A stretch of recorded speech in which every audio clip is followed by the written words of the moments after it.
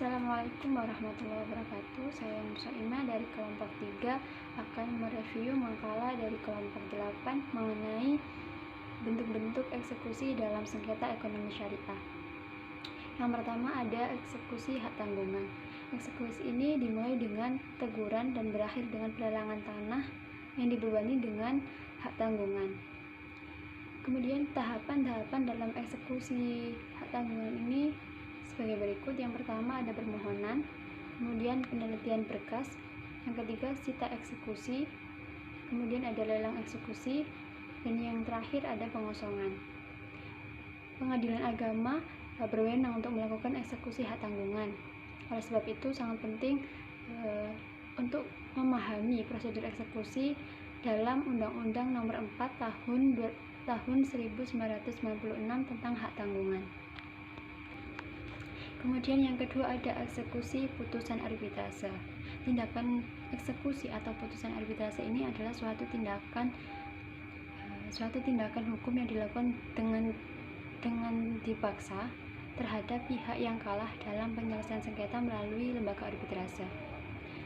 Nah, kejadian seperti ini biasanya terjadi karena pihak tergugat maupun pihak yang termohon ini salah satunya kalah dalam sengketa, namun pihak ini tidak mau melakukan putusan, sehingga pihak yang kalah menjadi pihak yang tereksekusi. Nah, prosedur dalam melaksanakan eksekusi putusan arbitrase, terlebih dahulu dipersilahkan pihak yang kalah untuk sukarela melaksanakan putusan. Namun jika tidak mau, maka dilakukan secara paksa. Kemudian yang ketiga ada eksekusi jaminan fidusia.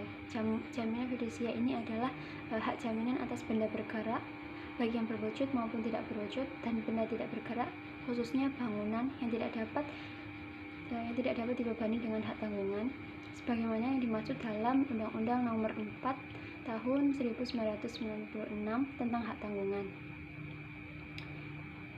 Nah, apabila debitur atau pemberi fidusia ini ingkar janji, maka eksekusi terhadap benda yang menjadi jaminan dapat dilakukan dengan beberapa cara. Yang pertama, dengan pengalihan hak atas piutang, juga dijamin dengan fidusia yang mengakibatkan beralihnya demi hukum segala hak dan kewajiban penerima fidusia kepada kreditur baru.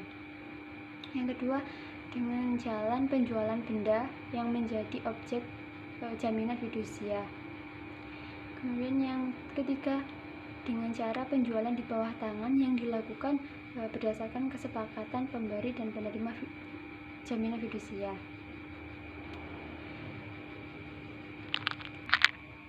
Yang terakhir ada hak jaminan resi gudang. Dalam pasal 1 angka 9 Undang-Undang Nomor 9 tahun 2006 tentang sistem resi gudang mendefinisikan hak jaminan resi gudang ini sebagai hak jaminan yang dibebankan kepada resi gudang untuk melunasi hutang, yang memberikan kedudukan untuk diutamakan bagi penerima hak jaminan terhadap kreditur yang lain.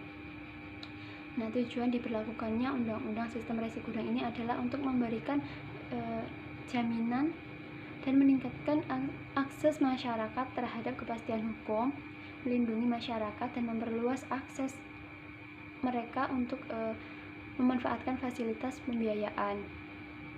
Kemudian objek hak jaminan resi gudang ini adalah benda bergerak berupa komoditi pertanian yang disimpan di gudang dan diterbitkan resi gudang oleh pengelola gudang yang terakreditasi sebagai dokumentasi bukti kepemilikan atas barang yang disimpan di gudang tersebut. Kemudian untuk hapusnya hak jaminan resi gudang ini telah diatur dalam pasal 15 Undang-Undang Nomor 9 tahun 2006 dan pasal 20 Peraturan Pemerintah Nomor 36 tahun 2007. Sekian review dari saya. Wassalamualaikum warahmatullahi wabarakatuh.